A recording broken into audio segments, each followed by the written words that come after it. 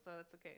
Okay, so he kind of climbs on your back, and as you walk in, um, when she sees you, is Ugna like behind you, or is like head poking up His over head's your little, shoulder? his head's popping up. Um, so as you walk in to the light, she sees you, and she says, "A dragonborn." And then when she sees Ugna, she actually says, "A monster!" And she starts to draw her bow. Really? I raise my hand and Right. reassure her in Elvish real quickly that Ugna is friendly and means her no harm. Uh, and she keeps her bow trained on Ugna, and she says, "What devilry is this?" No, he's nice. And Ugna goes, He Ug- Ugna is a traveler. He travels with us. He's a little smarter than most kobolds. and she sees him and says this, Ugna goes, "No, don't kill me. I'm sorry. I'm sorry." And and he like cowers behind Tuli, and Weirdo. she's like, Kobolds, kobolds are monsters. Why do you have a kobold?" This one isn't. Well, we actually we have a kobold. We adopted him. Yes, A long story. we did. She but looks- long story short, we went on a little quest to see why there was a bunch of people in nearby town disappearing, and there was a bunch of rumors of the undead in the area, and we found in this church a bunch of terrible things. But the best thing that we found in that church was Ugna here. He's not like the other kobolds at all. He was separated from the rest of them. He's intelligent. He could read. He has the capability to even learn magic.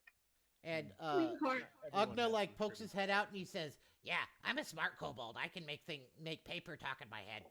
Yeah, that I'm would suffice. He's a sweetheart.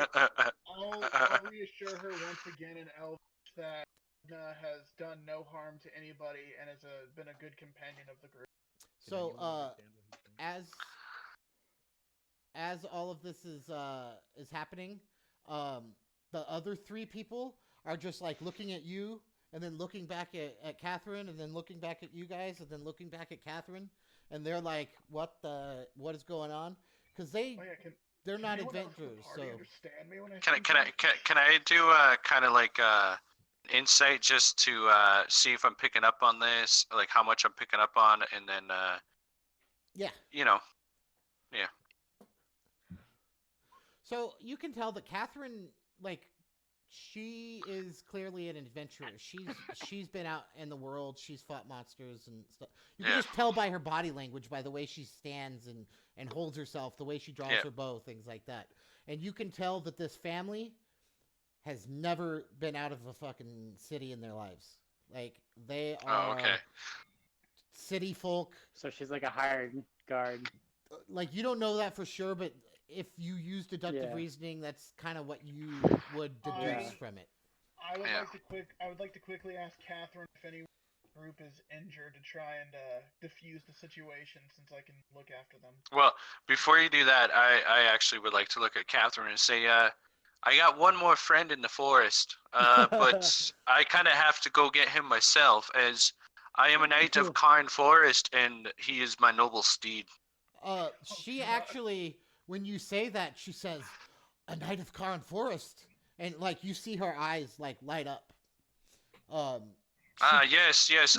My name is Varric Shardfire. I am the son of I can't remember my father's name right now, but I'll say my father's name. Of course. So I don't know what the fuck was his name. as you say that, she actually hops down from the second floor, and she kind of like walks up to you, and she kind of like bows. What? Nobility at its finest. I'll tell her. There's no need to bow to me, miss. Please stand. I mean, and so I all- don't think she's gonna be against either of us. all of if she's okay all with of the it. tension that had just built up with her is gone.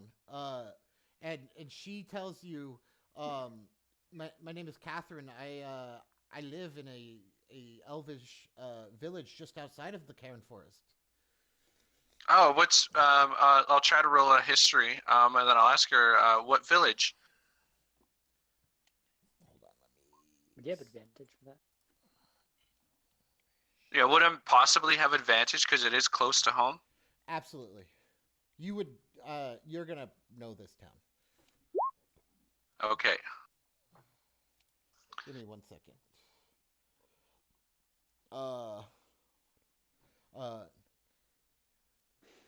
She says my home is Urendlum, and I'll put it Yes. in the chat for you. Okay. This is her town's name, and I will show you where it is. Urendlum. Okay. And her village is right. Oh, sorry, that's the wrong thing. Her village is right here, Oh, okay. and I'm actually gonna mark that right now. What's funny is I didn't even think about what I was doing when I made this this character. I didn't even think about the fact that your city was right there. Yeah, my city's dead set in the middle. You were asking me where I wanted it. I was like, you know what? If there's a castle there, I was like, let's just say it's that castle. Why not? And it's funny because I didn't even cross my mind, but this works out fucking perfectly. As you were talking about it, I was like, oh shit, she fucking would totally know this person.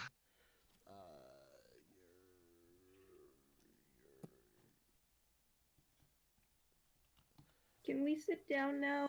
I said Yes, yes. Oh yeah, you can definitely sit down. Tensions have dropped 100%. She is no longer. She bowed to me. Yes. I'm going to sit down, put Ugna right next to me. Yeah, Yeah, she bowed to me. You're totally cool to sit and chill. I want to just go sit down by that other dude, the younger one. God dang it! I need a. There we go.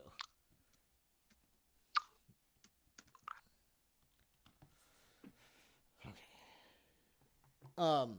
And so she says it's a pleasure to meet you, and she actually kind of starts to look hopeful, and she says, "Do you have a mount?" I do actually. If you just give me a minute, I will go grab him. Okay. And she's I'll fine run with into that. the forest, And she and I'll smiles. jump on Fang, and I'll bring him back. And as you walk into the light with Fang, she actually bows to Fang as well. Nice, nice. Again, I'll reply. I'll be like, "There's no need to bow in our presence." What? If you're from Karn, what brings you so far from home? Well, unfortunately, I just so you know, some of the there's been some things happening in the east. There are many more monsters than there used to be, and a lot of us wood elves have been sent out to kind of see what's happening in the rest of the world. As you know, conflict and the monsters have been kind of kept at bay in the last 200 years since the Dragon's Fall, but something is happening. My elders are telling me that there's bad omens and that something bad is happening to the forests. The trees have been dying. This is a huge concern. Yeah, considering we're heading that way. I don't know if you've got a way to contact your people, but we should get a message to our people. I think we should, if there's not alliances already made, we should work together on trying to stop this. Of course, and she says that actually, before she left, that was the plan. Before she left home, is that they were going to reach out to the Knights of the Cairn Forest and try to form an alliance between the elves and your people. Well, that is That is great to know. I don't want to say too much, but we have a feeling that there are some old forces from a long time ago that they're trying to regrow their forces and do some bad things. So everybody that we can have allies with need to be prepared. So as you're saying this,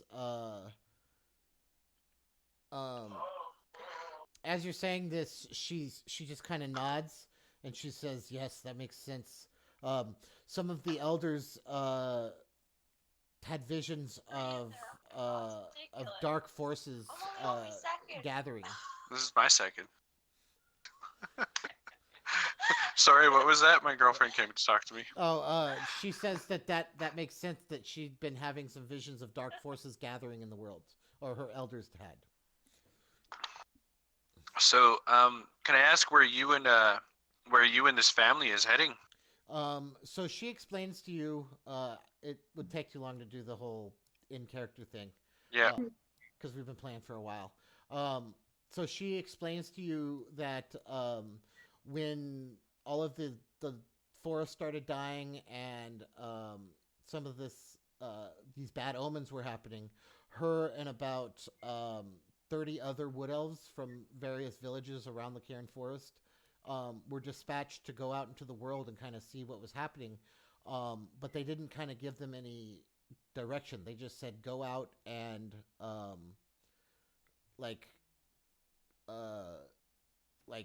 see what's going on, find work however you can, see the world, see what's happening in other parts of the world. And so she actually caught a ship in Nywood, and she took the ship to Quimbriska, and apparently there's some strange guy in Quimbriska, and he's spreading prophecies of the end of the world and a coming darkness and the undead, and that the gods are abandoning us, and so she actually went and hired herself out as I wouldn't use the word mercenary, because that's not technically what she is. She's like a guard, but not a guard. She's an adventuring companion that people can hire when they go out into the world, and she decided that was a way that she could see the world and make herself some coin on the way. And while you guys are talking about this, the rest of the family says that they live in Quimbriska, and that there's been this guy started spreading strange rumors and prophecies and things like that, and that there's this new play going around, and it's about the end of the world, and that the Dragon King is actually good, or not the Dragon King, the Bone Dragon is actually a good influence on the world, and that they shouldn't be afraid of what's coming, and that it's actually an omen of the world returning to balance. And oh god, we have a doomsday cult. And oh god, and that's totally what we ran into. I think we should hear him out. Yeah, keep going. And no, that we definitely need to get this information. And that they were scared, and there's been some kind of like seedy groups kind of moving into Quimbriska, and some of the original members, like the higher ups of some of the guilds, have changed hands recently, and that it's not as safe to live in Quimbriska as it used to be. And then the woman tells you that she has some family that lives in Gawick, which is a city right on the base of the mountain the mountain tunnel that leads to Aladun. And that they were going to live with some of her family in Gawick for a while, just until everything blows over. Well, you were very wise to run. They So I'm not sure there are many places to run to. Yes, I say it was a good choice to make your distance. We can back up your stories. There's been a lot on dead, and we've ran into some dangerous things. when There's a you lot at work.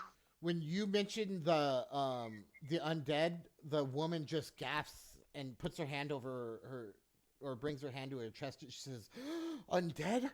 Goodness me. Oh." And cuz the idea of undead in this world is just unheard of. Like maybe I Yeah. haven't stressed this to you guys to the point that I should already have. mentioned it. But undead is not a thing. The Bone Dragon is what created the undead in the past, and he was defeated, and undead kind of left the earth completely. There was no undead anywhere. It is a great cause of concern for myself as well. We're trying to investigate and find out the source of these. So, which direction are you traveling, and how far do you have to go? So if you know where Gawik is, it's right here. Oh, it's a long ways. The city of the curse. Lovely. See, that's the kind of crap that I need to get rid of. Yeah. So you're heading to Gawik and through Bestow. That happens to be the way that that circus show was traveling. If you continue that way, I'd be very careful. She looks at you with like serious skepticism, and she says, "That's not possible." We just passed them like half a day ago before we showed up here. And we left Bestow about four or 5 days ago. And she looks at you and she says, "As I said, that's not possible. We met up with them less than 3 days ago in the other direction, and they didn't pass us on the road, so there's no way that you could have met them in the opposite direction. How is that possible?" Well, What? we had a slight problem. So what? As we were traveling, we hit a storm, and as the storm hit, it seemed like as we climbed over a hill to get to a village, we climbed another hill, and the village was just as far away. It was an odd settling, but it took us a little bit to get past this conundrum. So she explains to you, and Catherine explains this to you as well, that it doesn't seem possible as they left the traveling cart, and they were in this area, and it was 3 days ago that they met them here. In order for them to get here, that's like a 6 or 7 day journey. Well, like I said, there were some mind tricks going on. We didn't know how to deal with it. I mean, we maybe traveled for longer than we might have thought, but I'm not sure. Well, and she explains to you. She's like, "No, I understand, but we've been on the road the whole time. Like, there's no way that they could have passed us without us noticing." Did you have a weird storm going on? Yes, that's why we're camped out in this. Yeah, the weird storm. I don't know. I feel like it caused a mess up with some people's time loops. Yeah, I think he may be Fae or a trickster of some kind. I would just avoid him. Definitely magic of some kind, so it's best not to enter into any bargains with him. Of course. So they explain. Yes, the mother. Her name. I need to write these down as I tell you them, otherwise I'll forget them. Her name is Rose. Yep. Okay. The husband's name is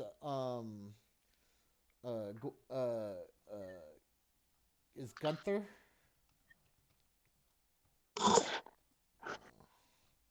And the son's name is Tomas.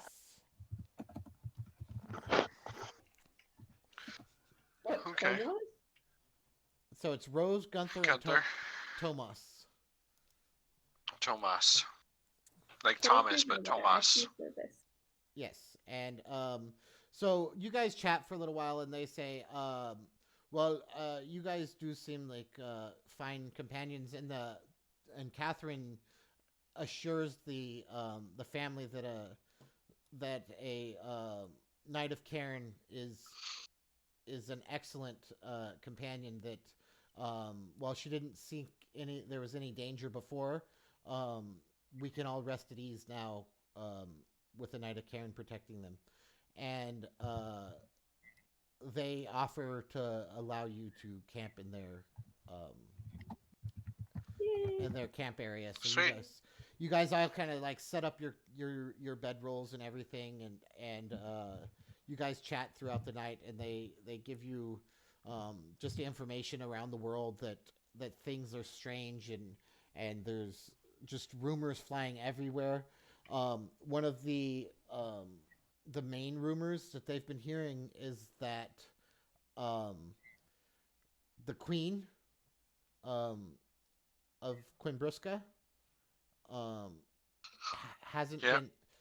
been seen in several weeks, and she's known for being amongst the people, and also Hey, Bones. What do you think the chances are that there's another succubus? My God. sorry, old game. and then she tells you that that Bree, which is the queen of Nywood, she's called the Flower Queen. Mhm. There's reports of her doing things that are just outside. She's usually like this kind, like benevolent queen, and she's always kind to the people, and her laws are very lenient. Like she believes in like rehabilitation for criminals and things like that, and so she gets them help instead of like corporal punishment and things like that. But she says that before she left, there was already 2 beheadings in the town square. Oh my God. Oh my. So things are going haywire, even over there. Is a public execution something common in Cumbriska? No, this was in Nywood, and in Nywood, absolutely not. Like that, it's Holy not crap. only is it unheard of, it is the complete and utter opposite of the way she handles her business. That's suspicious. Have you heard anything about Sapphire? She says that they, other than speculation and rumors, no, and that she wouldn't believe any of the rumors because people are talking about the rumors are wild, like that she's in the streets murdering people and that stuff like that, but she wouldn't give them any sway, because there's rumors about Quimbriska that that the Actors Guild is run by a devil, and like just wild rumors are going around, and you can't believe all of them. But Catherine says that she knows that the beheadings happened in Nywood because the day that she left is the day that they were beheaded. Gods. Well, And other than those 2 kind of serious tidbits, you don't get a lot of other information that's useful, other than just like crazy rumors. I would like to and I things would like to that. ask Catherine. Do you have another way to send messages on a very far travel She says that and fast?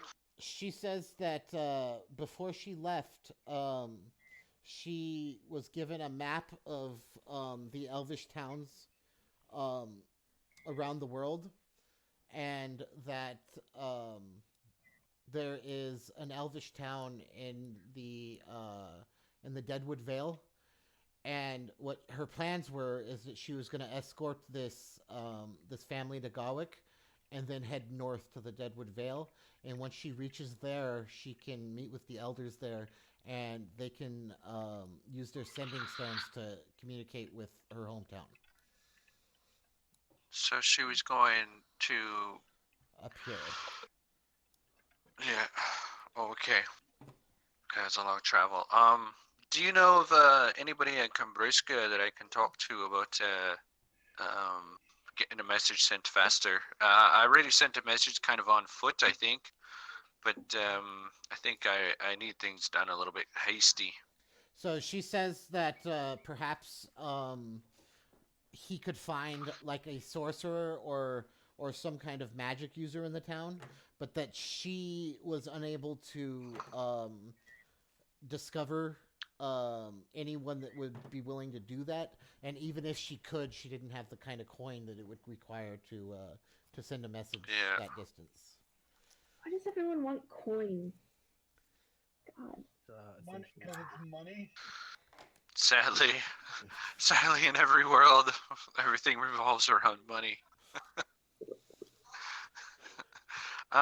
It's how we buy Okay. extra books, poet. We need it. So and Varric, as a soldier, you would understand that probably what's going to happen, like I'd rather they ask for money. when you gave that message to the page, what that page probably did is leave on horseback, would ride on horseback to Cumbriska, catch a ship in Cumbriska, travel across the ocean to Yeah, that's what I assumed. Yeah, Nywood. the quickest route Yeah, and safest route. Yeah. correct. And here's the thing. In this world, this is a good time to kind of explain how this sort of a situation works. So sending magic like that, like communicating with somebody thousands of miles away, is like serious magic. Either one of two things has to happen for that to take place. The elves have what are called sending stones, but if they're not sending stones in like the normal D&D sense of sending stones, where like they're handheld devices, they're gigantic, obelisks of stone. And so they have Nexus Alright. Crystals Towers, got it. correct. And so Yeah. that kind of a thing can happen and it's pretty much exclusive to the elves that they have these sending stones. The rest of the world, like incredibly powerful sorcerers who have spent the time and money to create a sending circle, can often communicate in that way. But That's kind of interesting because part of the way I made my halfling village was that the sorcerer family house has created they are able, and they use a ring, and they send messages to the knights on the outside borders so they can keep in touch with them easier, and it's just through rings. It's similar to sending stones. yes, now see that's awesome because I hadn't actually read that yet, but it totally fits the lore. And the thing is there's like these idea, and it would make sense for you to have that as you were pretty much surrounded by elves. Yeah. And Wait, would I have that? Because I am an elf. in your hometown perhaps. Okay. But like there are smaller versions of them that can send messages in shorter distances, but like the ones that can send them across the world are confined to like They're massive. major elven settlements and things like that. Yeah, exactly. And that's why I didn't just assume that I had a ring of sending. I was just like, you know what? I'll not have one, and then if the DM decides I do, then I do. If I don't, I don't. Of course, yeah. So, and I like it that way because one of the reasons I did it that way is this world is going to start going into chaos, and I want